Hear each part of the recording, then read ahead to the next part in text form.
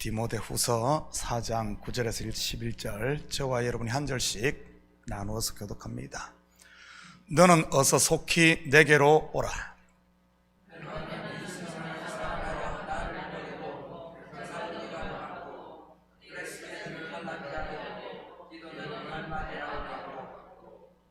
다 같이 읽겠습니다. 누가만 나와 함께 있느니라. 내가 올 때에 마가를 데리고 오라. 그가 나의 일에 유익하니라. 아멘. 좋은 아침입니다. 신앙생활 하다 보면 예수 믿는 사람들이 한번 싸우면 죽을 때까지 관계를 다시 회복하지 못하는 경우들을 종종 보게 됩니다. 세상 사람들은 술 한잔 먹고 쉽게 푸는데도 말이지, 왜 그럴 것 같습니까? 예수 믿는 사람들 속이 좁아서 그럴까요? 그것은 아닐 겁니다. 예수 믿는다고 더 속이 좁아지는 것은 아닐 테니 말이지. 오늘은 사도 바울과 마가를 통해 한번 깨졌던 관계가 그리스도 안에서 어떻게 회복될 수 있는지에 대해서 한번 공부해 보도록 하겠습니다. 여러분도 알다시피 한때 바울은 마가의 맞자만 들어도 화를 냈던 사람입니다. 이유가 무엇입니까? 바로 1차 선교여행 때 함께 동행했던 마가가 밤빌리아에 있는 버가에서 자기들을 떠나 예루살렘으로 돌아가 버렸기 때문입니다. 전쟁이나 아니면 운동 경기에서 가장 중요한 것 중 하나가 팀워크입니다. 이 팀워크가 깨져버리면 전쟁이든 경기든 이기기가 힘들지요. 선교도 마찬가지입니다. 왜냐하면 선교는 영적 전쟁이기 때문입니다. 낯선 환경에서 예기치 못한 일들을 만나면 누구나 실수도 할 수 있고 때로는 좌절을 겪기도 합니다. 그렇지만 팀워크가 잘 되어 있으면 실수는 금방 만회가 되고 좌절 또한 딛고 일어설 수 있는 것이지요. 그런데 이 팀워크가 깨지면 어떻게 되겠습니까? 내부의 적과 외부의 적을 앞 뒤에서 막아야 하니 고전하게 되는 것이지요. 그래서 선교팀 훈련을 할 때 가장 강조하는 것 중 하나가 이 바로 팀워크인 것입니다. 사도 바울의 1차 선교는 그 출발부터 아주 대단했습니다. 온 교회의 응원과 성령의 역사로 시작을 했으니 말이지. 한번 볼까요? 사도행전 13장 2절에서 4절입니다. 주를 섬겨 금식할 때 성령이 이르시되 내가 불러 시키는 일을 위하여 바나바와 바울을 따로 세우라 하시니 이에 금식하며 기도하고 두 사람에게 안수하여 보내니 두 사람이 성령의 보내심을 받아 실루기아에 내려가 거기서 배 타고 구브로에 가서, 당시 크게 부흥하던 교회 중 하나가 이방에 세워진 안디옥 교회였습니다. 그 교회는 일꾼들도 아주 많았습니다. 우리가 잘 아는 바나바, 니게를 하는 시몬과 구레네 사람 루기오와 분봉왕, 헤롯의 젖동생 마나인과 바울 말이지. 교회 지도자들의 구성만 봐도 요즘으로 말하면 다민족인데다가 왕가의 사람까지 지도자로 있었으니 말입니다. 그뿐입니까? 바울은 사내들인 공회원 출신의 가말리엘의 문화생이었지 않습니까? 엘리트 출신이지. 이들 가운데 바나바와 바울이 선교사로 뽑힙니다. 거기다가 이들이 파송받을 때를 보면 온 교회가 한 마음으로 금식하고 기도하며 성령의 인도함을 받아서 파송됩니다. 이런 모습을 사사성어로 뭐라고 하죠? 금상첨화. 무슨 뜻입니까? 비단 위에 꽃을 더한다는 뜻으로 좋은 일 위에 또 좋은 일이 더한다는 말입니다. 최고의 영적 지도자들 위에 금식과 기도가 더해지고 그 위에 성령의 역사까지 함께 쓰니 말이지. 그렇게 출발한 선교팀이지만 얼마 가지 않아 큰 위기를 봉착하게 됩니다. 바로 마가가 예루살렘으로 돌아가 버리는 일 말이지. 왜 마가가 예루살렘으로 중도 탈락해 돌아갔는지에 대해서는 성경은 일단 침묵하고 있지만 이때 받은 바울의 실망과 상처가 얼마나 컸는가는 2차 선교행을 준비할 때의 모습을 통해 우리가 짐작해 볼 수 있습니다. 한번 볼까요? 사도행전 15장 36절에서 40절입니다. 며칠 후에 바울이 바나바들은 말하되 우리가 주의 말씀을 전한 각 성으로 다시 가서 형제들이 어떠한가 방문하자 하고, 바나바는 마가라는 요한도 데리고 가고자 하나 바울은 밤빌라에서 자기들을 떠나 함께 일하러 가지 아니한 자를 데리고 가는 것이 옳지 않다 하여 서로 심히 다투어 피차 갈랐으니, 바나바는 마가를 데리고 배 타고 구브로로 가고, 바울은 실라를 택한 후에 형제들에게 주의 은혜의 부탁함을 받고 떠나. 여러분, 바나바가 누구입니까? 바울을 안디옥 교회에 데리고 와서 함께 목회하게 했던 형님뻘 되는 사람입니다. 한마디로 목회의 선배격인 셈이지. 그런데 이 마가 때문에 그와 심하게 다투었다는 말은 그만큼 마가로 인해 사도 바울의 상처의 골이 깊었다는 말입니다. 우리가 함께 교회를 섬기다 보면 때로는 이런 일이 일어날 수 있습니다. 때로는 자라온 환경이 달라서, 때로는 신앙의 컬러가 좀 달라서, 때로는 추구하는 방향이 조금 달라서, 때로는 믿음의 크기가 달라서 말이지. 그래서 교회에 시험도 있고 다툼도 있는 것 아니겠습니까? 모두가 다 똑같다면 무슨 오해할 일이 있겠으며 다툴 일이 있겠습니까? 서로 다른 사람들이 모여 그리스도의 이름으로 하나 되려고 하니 다툼도 있고 어려움도 있는 것이지. 그런데 다툼보다 더 중요한 것이 어떻게 풀어내는가입니다. 오늘 본문에 보면 이렇게 싫어했던 마가를 바울이 다시 찾는 모습을 볼 수가 있습니다. 이것은 마가와 화해했다는 뜻이요, 마가로 인해 다투었던 바나바와도 화해했음을 암시하는 것입니다. 그런데 성경 어디를 봐도 마가가 잘못을 뉘우치고 바울을 찾아와 용서를 구했다든지 아니면 바울이 마가를 찾아가 그렇게 했다는 내용은 없습니다.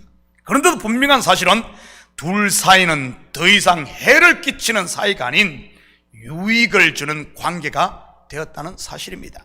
그렇다면 어떻게 해서 바울과 마가의 관계가 회복된 것일까요? 먼저는 마가를 한번 볼까요?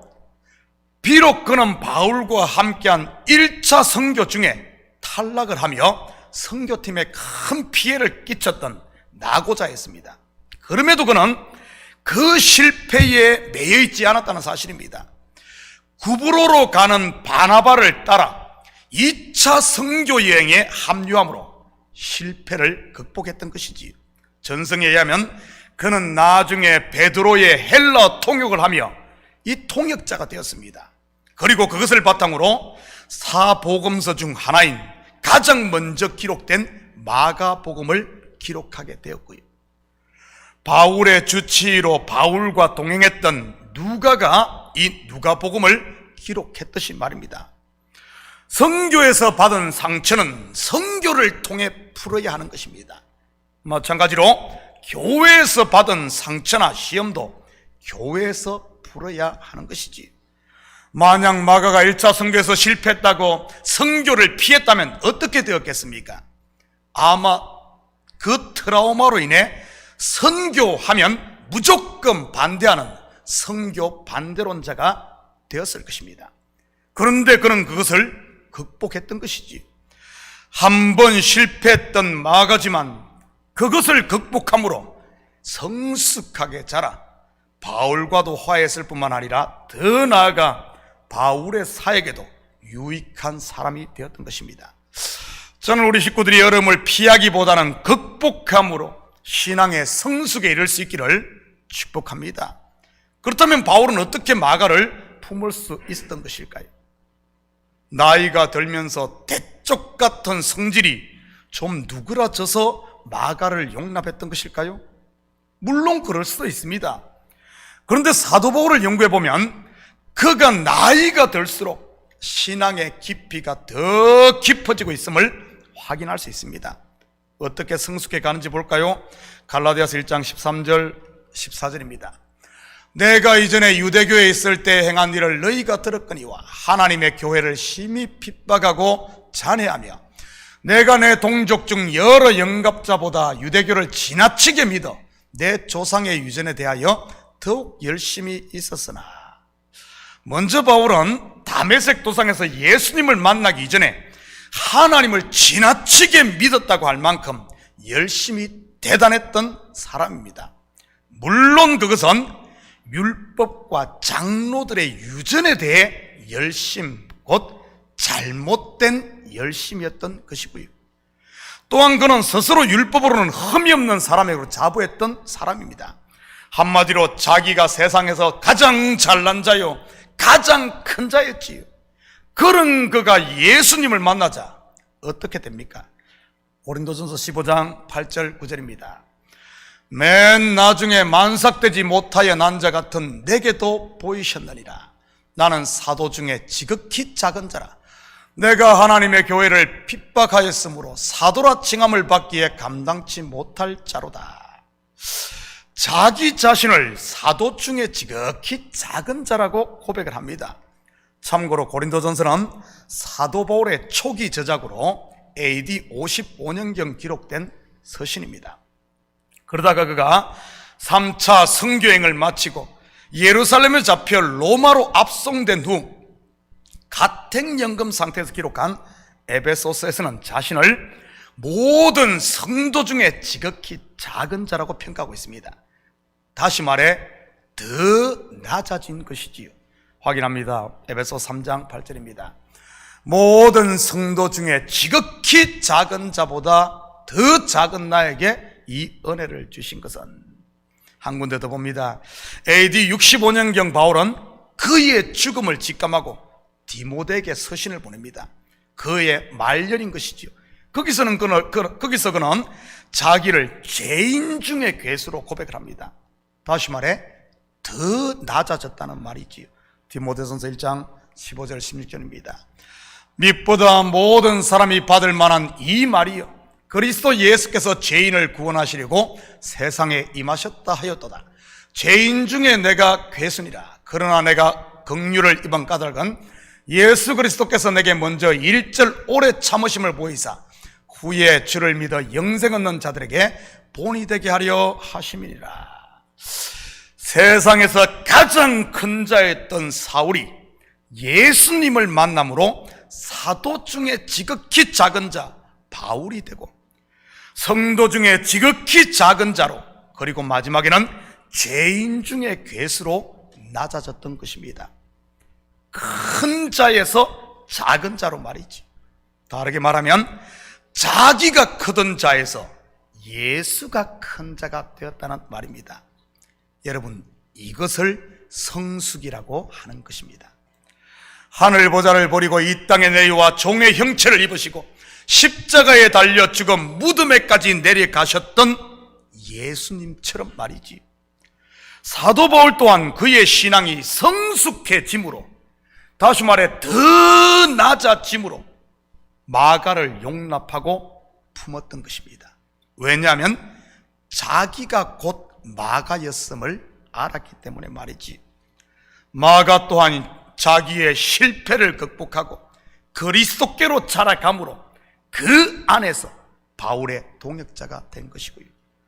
성도는 그리스도께로 자라가기만 하면 모두가 그 안에서 화해를 이루고 만나게 됨을 기억하시기 바랍니다.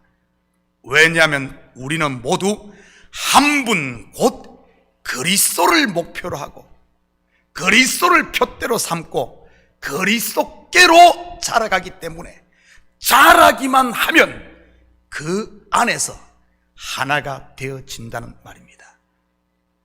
자라지 못하고 있으면, 율법 아래 여전히 종노릇하고 있으면 다른 사람은 다 자라 그리스도께로 가는데 혼자만 따로 놀게 되는 겁니다.